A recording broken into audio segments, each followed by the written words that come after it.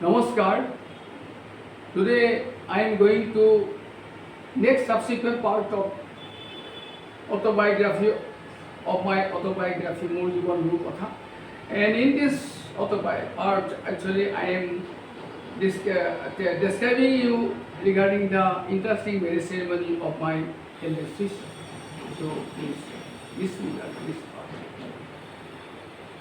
ডাঙৰ বাইদেউৰ বিয়াৰ দিনা সন্ধিয়াৰ লগে লগে বৌতীয়ে অসমীয়া পাতৰ কাপোৰ সাজি পিন্ধি কপালত লাহেকৈ ওলাই অহা মাঘৰ পূৰ্ণিমাৰ জোনটোৰ দৰে সেন্দুৰৰ ফুটটো লগালে আৰু ৰঙা ফুটটোৰে জিকমিকাই থকা কপালখনৰ ঠিক ওপৰত হেউতাৰ মাজভাগেদি সোঁহাতৰ অনামিকা আঙুলিটোৰে সেন্দুৰৰ টেমাটো দকৈ ভৰাই আইনাৰ সন্মুখত দ আৰু দীঘলকৈ সেন্দুৰৰ আঁচটো টানিলে আৰু লগতে ডাঙৰ বাইদেউ নিজকে সেন্দুৰৰ ফুটটোৰে পাতৰ এসাজ পিন্ধি কইনা খোজেৰে বৌতিৰ পিছে পিছে অতি মলিন বদনেৰে আমাৰ গোসাঁই ঘৰৰ শেষ নিশাৰ কাৰণে বন্তি জ্বলাই কৃষ্ণ গোসাঁইৰ চৰণত সেৱা জনাবলৈ আগবাঢ়ি গ'ল। মাইকীয়ে অলপ আগে আগে গোসাঁই ঘৰত সোমাই গোসাঁই থাপনাৰ ভেটি আৰু মজিয়াখন মচি গ'ল।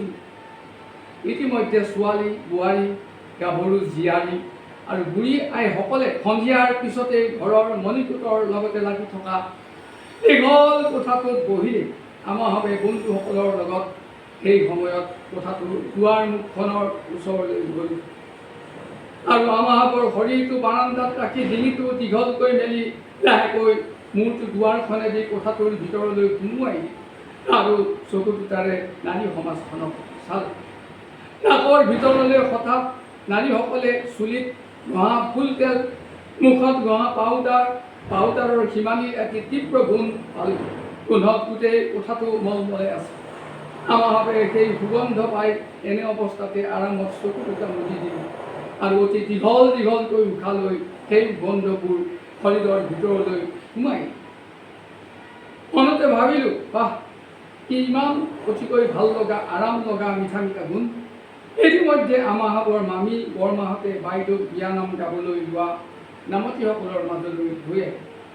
তেনে পৰিৱেশত হঠাৎ বাইদেউৰ মলিন মুখখন দেখি বুকুৱে খুন্দা মাৰি আৰু তাত ৰ'ব নোৱাৰি কণমইনা ককাইদেৱে মাইকাৰ বাজি থকা ঠাইখনলৈ গুচি গ'ল। তাত বহুত সময় নীৰৱে বিয়াত পানী তোলা ৰেকৰ্ডৰ এটা গান শুনিলোঁ। ইতিমধ্যে পিয়া তচিল নন্দ ককাইদেৱে দৌৰি মোক বিচাৰি তাত পাই ক'লে, অ' হেৰে আব তই ইয়াত কি কৰিছ? খেৰৰ ঘৰত থোৱা টিংটো আন ব'ল, পুতিতালযোৰ লৈ আহিছোঁ। নন্দকায়ে ক'লে, অ' হেৰেন পেঁপা বজাবৰ কাৰণে আমাৰ মাখনি পালে মোৰ ফণিওৱা ম'হৰ শিঙেৰে বনোৱা ফণি দুখন পায়ে ক'ব নোৱাৰাকৈ লৈ আহিছোঁ। এখন তই বজাবি আৰু এখন মই পেঁপা বজাম। এতিয়াই ভগা টিংটো ঢোল হিচাপে বজাব আৰু তচিলে খুটিতালযোৰ বজাই লৈ ঘাটলৈ কইনা নোহাবৰ কাৰণে আইসকলৰ লগত পানী তুলিব। গতিকে তই এতিয়া দুখন শুকান শ্ৰীৰামপুৰীয়া কাগজবোৰ বহীৰ পৰা ফালি লৈ আহ। শ্ৰীৰামপুৰীয়া কাগজেৰে শনি মেৰাই অলপ সেমেকা কৰি মুখত দিলে ৰিয়েল পেপাৰ দৰে কুমদৰি ভুল ওলাব। এই বুলি কৈ নন্দকায়ে নোৱাৰলৈকে মোৰ হাতত ধৰি মোক টানি কাগজ আনিবৰ কাৰণে মোৰ পঢ়া মেজৰ কাষলৈ লৈ গ'ল। তাহাঁতৰ লগত বাইদেউক নোৱাবলৈ পানী আনিবৰ কাৰণে মুখত ফণি পেঁপা লৈ ভগা টিংটোৰে চেৱাচুৱে ফণিখনত পেঁপা বজাই নৈ ঘাটলৈ গ'লোঁ আৰু এনেদৰে আহিলোঁ। কিন্তু আজি মোৰ পেঁপাৰ মাতত এটা অতি হিয়া বিদাৰক পদুম ফুল বাজি উঠিছে। কিন্তু আনন্দৰ ফুল কম নাই। মুখত থকা শুকান কাগজখনেৰে মেৰুৱা ফণিখনত অজানিতে মোৰ চকুৰ পানী পৰি কাগজখন আৰু সেমেকা হৈ পৰিল।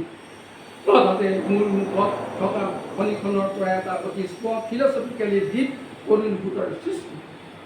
নন্দকায়ে ফণিত পদোৱা আনন্দ সুৰৰ লগত সেই সুৰ মিলি আইসকলে বিয়ানাম গাই ঘাটলৈ পানী তুলিবলৈ যোৱা পৰিৱেশটো অতি সুমধুৰ আৰু গভীৰ হৈ পৰিল।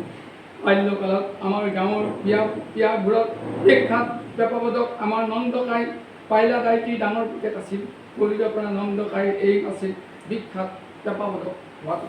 সঁচাকৈ নন্দকায়ে ভৱিষ্যতলৈ নিজৰ জীৱনৰ ঋণ ফুলফিল কৰিলে। শিক্ষা জগতৰ নন্দকায়ে যদিও হাইস্কুলৰ দেওনা পাৰ নহ'ল, তথাপি ডাঙৰ হোৱাৰ লগে লগে মিলিটাৰী চাকৰিত পেপাপদক হিচাপে ভৰ্তি হয় আৰু ঘৰলৈ এবাৰ যাওঁতে শুনিবলৈ পাইছিলোঁ নন্দকায়ে ভাৰত পাকিস্তানৰ যুদ্ধত অতি উত্তম আৰু সুললিত হৈ পেঁপা আৰু বিগুল বজাই ভাৰতীয় সৈন্যসকলৰ যুদ্ধত ইমান যে উদগনি নিদিলে। আজি নন্দকাই আমাৰ মাজত নাই। দুষ্ট ব্যাধিয়ে আমাৰ বিখ্যাত পেঁপাপদক নন্দকাইক লৈ গ'ল। নন্দকাইৰ আত্মাই যেন চিৰশান্তি পাওক।